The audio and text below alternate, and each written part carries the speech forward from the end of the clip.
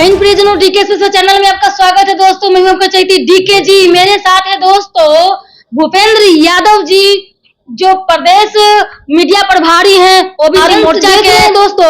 कि इनसे चर्चा करते हैं सारण सीट को लेकर के, जिसमें रोहिणी आचार्य जी जो है बूथ पर हंगामा कर दी। इस पर क्या कुछ कहना चाहेंगे प्रदेश में मीडिया प्रभारी भूपेंद्र यादव जी? ऐसा है कि सारण में राजद के बड़े नेताओं के उस्कावे पर उपद्रवियों जो है उपद्रव किया और बदमाश लोग मारे गए। तो इसमें जो है स्वाभाविक है कि कोई भी व्यक्ति के घर पर यदि 100, 200, 400 की संख्या में उपद्रवी यदि घर पर अटैक करता है तो अपने इज्जत और आबरू को बचाने के लिए प्रोटेक्शन में कुछ भी हो सकता है। तो कुल मिलाकर के हम तो यही अध्ययन किए, टीवी फुटेज से देख करके या मीडिया का समाचारों से पता हुआ, तो कुल मिलाकर के यही जो है ना क्लियर हो रहा है कि राजद के ही बड़े नेताओं द्वारा यह कांड को उस्कावा दिया गया। तो हम तो समझते हैं कि इस केस में करना कुछ नहीं चाहिए था।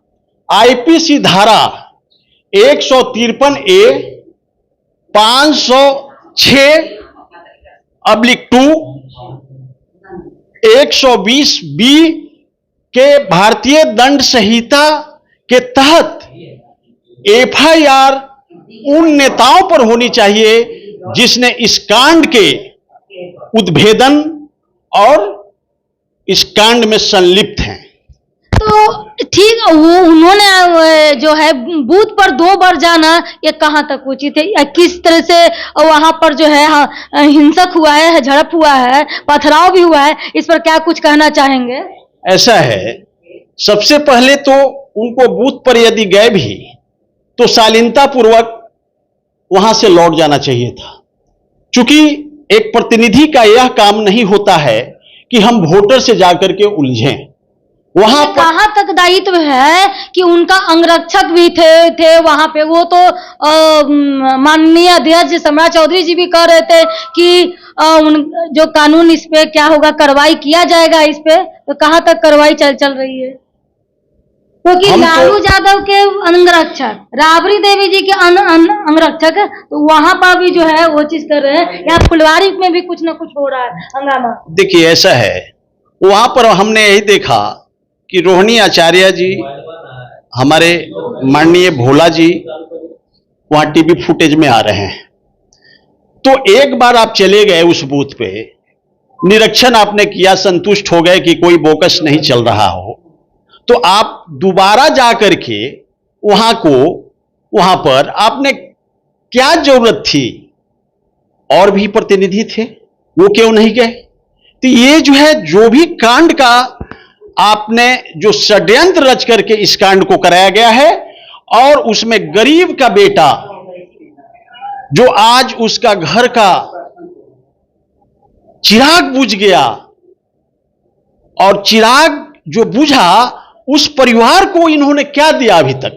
ये कहते हैं कि राजद का जो है ना खर्च करता है। तो भाई, आप राजद के शिरोमणि हैं। वो कह रहे हैं कि भाजपा ने मरवाया है। नहीं, ये गलत बात है। रोहिणी आचार्य, ये गलत बात है, सरासर गलत है।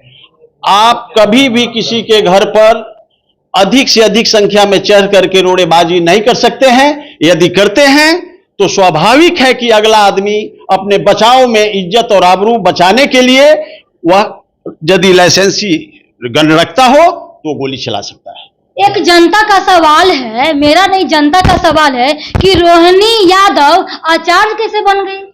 ऐसा है, रोहिणी जी, वो लोग सब पूरे परिवार टाइटल छिपाते हैं। एगो भारती, मतलब कि मीसा भारती, ये मीसा यादव, ये भारती में कन्वर्ट कैसे होगी? तो ये मेरा सवाल, जनता का सवाल है। ये क्या कुछ कहना चाहते हैं, इसके बारे में कुछ प्रकाश डालिए।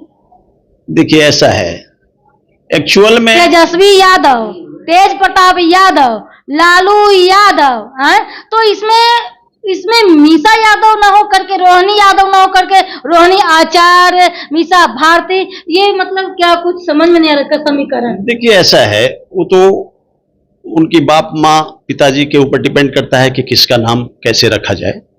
इसमें हम ज़्यादा इंटरफेयर नहीं करना चाहेंगे, लेकिन एक्चुअल में सच्चाई यही है, जनता की मांग है। सच्चाई यही है कि वो पठारी इलाके से बिलोंग करते हैं, उनका पूर्वज पठारी का इलाके से आकर के बिहार में बसे हुए हैं, समझ गए ना। इसलिए वो अपना टाइटल बदलते रहें, क्या रखें नहीं रखें, उससे हम लोगों को कोई लेना देना नहीं है।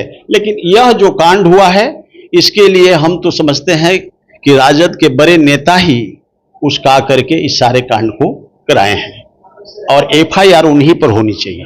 चलिए, बहुत बहुत धन्यवाद। देख रहे हैं यहाँ पर भूपेंद्र यादव जी ने प्रहार किया है कि FIR जो करना चाहिए वो रोहिणी आचार्य पर करना चाहिए, और उनके कार्यकर्ता की उन्होंने क्या दिया, कुछ नहीं दिया अभी तक, तो कुछ तो कार्रवाई कुछ हुआ नहीं है। तो देखते रहिए आगे क्या होता है DK एक्सेस चैनल में। लाइक शेयर कमेंट सब्सक्राइब कीजिए, फेसबुक पर है तो दोस्तों फॉलो कीजिए। जय हिंद।